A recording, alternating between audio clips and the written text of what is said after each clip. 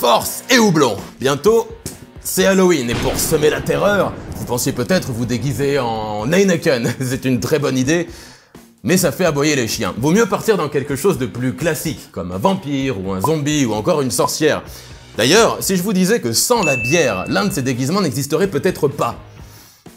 Pas tel qu'on le connaît aujourd'hui. Alors, si vous pensiez aux zombies, vous avez pas tort, c'est peut-être raccord avec votre tronche un lendemain de cuite. Et moi, je pensais plutôt à la sorcière, et on va voir pourquoi tout de suite. Vous êtes prêts? C'est parti! Alors tout part d'un pape, un certain Innocent VIII. Le mec porte quand même très mal son blaze, puisqu'il est connu pour avoir écrit la Summis Desiderantes Affectibus. Si vous voulez, il va relancer l'Inquisition en sonnant l'ouverture de la chasse aux sorcières, qui a quand même fait des centaines de milliers de morts, hein. Sacré Innocent VIII. Bref, l'Inquisition, à ce moment-là, c'est un peu la Gestapo de l'église, et pour avoir l'air de savoir ce qu'il faisait, un certain Heinrich Kramer et son pote, des Allemands, vont rédiger sur demande le Malleus Maleficarum. Ça veut dire le marteau des sorcières, ça en jette comme nom, hein, mais c'est quand même assez sale. C'est un livre qui est un véritable guide de chasse, qui sert à trouver, interroger et torturer les sorcières. Il a même été considéré comme l'un des ouvrages les plus immondes jamais écrits. Il est quand même rentré dans le top 2 des ventes juste derrière la Bible. Sachant cela, il se trouve d'une part que beaucoup de critères de ce livre visaient les femmes, qui représentaient quand même 80% des procès pour sorcellerie de l'époque. Et il se trouve d'autre part qu'à cette même époque, avant que les hommes ne réalisent qu'il y avait du pognon à se faire et ne leur pique ce privilège, eh ben c'était les femmes qui brassaient, que ce soit dans leur foyer ou carrément dans leur communauté, si elles avaient un petit côté guérisseuse en plus. Mais ça a attiré beaucoup les soupçons de l'Inquisition. Et du coup, ces alewives, comme on les appelle, étaient souvent accusées de sorcellerie. Elles possédaient presque toutes 4 éléments qu'on va, bizarrement, retrouver dans le cliché contemporain de la sorcière.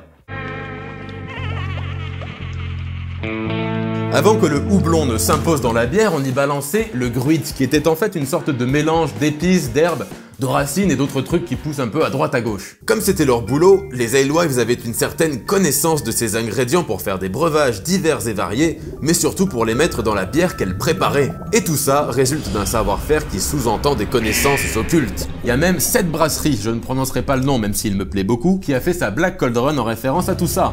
Ground control to Major Tom.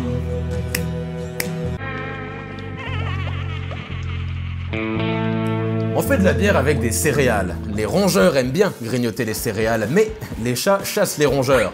Alors si vous voulez éviter de vous faire piquer vos stocks, ou carrément de faire de la bière aromatisée aux crottes de rat, eh ben vaut mieux avoir une escouade de matou. N'est-ce pas, gourou? Avant, il n'y avait pas Amazon, et si tu voulais vendre ou acheter quelque chose, eh ben fallait que t'ailles au marché. C'était un immense bordel, et comme il n'y en avait pas toutes les 5 minutes, fallait pas rater son coup. Alors pour se faire repérer et vendre leur bière plus facilement, les alewives portaient un grand chapeau qui dépassait de la foule.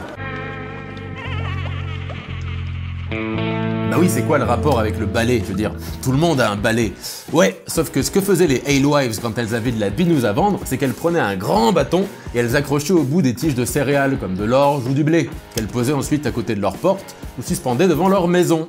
Et pour le coup, ça ressemblait à un grand balai. Donc, si on résume, les alewives qui brassaient durant l'Inquisition étaient souvent assimilées à des sorcières aux pratiques occultes, de par le rôle de brasseuses guérisseuses qu'elles occupaient dans leur communauté. Et la plupart d'entre elles portaient un grand chapeau, avaient des chats, un gros chaudron, et affichaient une sorte de grand balai devant chez elles. Et tout ça, mais pas que, ça a contribué à nourrir l'image de la sorcière que l'on connaît aujourd'hui. D'ailleurs, sans ça, je me demande ce qu'on aurait mis sur la tête d'Harry Potter le jour où il est arrivé à Poudlard. Il y a encore beaucoup d'autres histoires à raconter autour de la bière et des sorcières, comme par exemple la fameuse cantine avec la statue de la sorcière qui pisse, ou encore toutes ces histoires de procès pour sorcellerie qui en fait étaient juste un moyen comme un autre d'éliminer la concurrence parmi les brasseuses locales. Quoi qu'il en soit, vous noterez tout de même qu'avant on brûlait des brasseuses qui faisaient du bon boulot et que maintenant on met en avant des brasseurs qui utilisent des ingrédients dignes des sorcières pour faire le buzz, comme des croûtes de nombril ou des poils de barbe. Mais ça, c'est une autre histoire. En attendant, oubliez pas que la bière, je suis obligé de vous le rappeler, même si c'est bon, il faut en abuser avec modération. Et puis sur ce, portez-vous bien, à la prochaine, force et houblon!